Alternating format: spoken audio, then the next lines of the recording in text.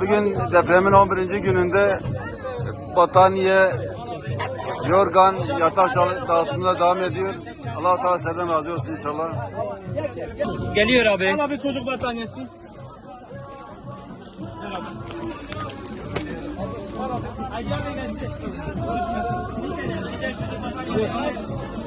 Sıra çok. Al abi. Gene battaniye ver abi. Çocuk mu? Yok normal. Al abi. Al abi. Işınlan bir daha ışınlan.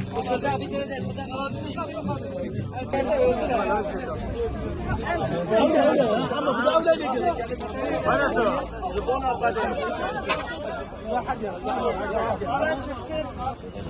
Bunlar da zaten kaydırıyor da kadar bile yok.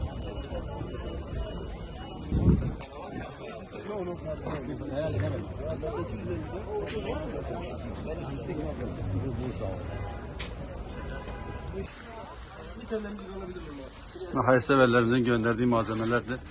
Allah-u Teala sizden razı olsun inşallah. 5 numara bez ver abi. Bir tane de 3 numara emzik verin. 6 numara 5 numara. Öyle biraz büyük.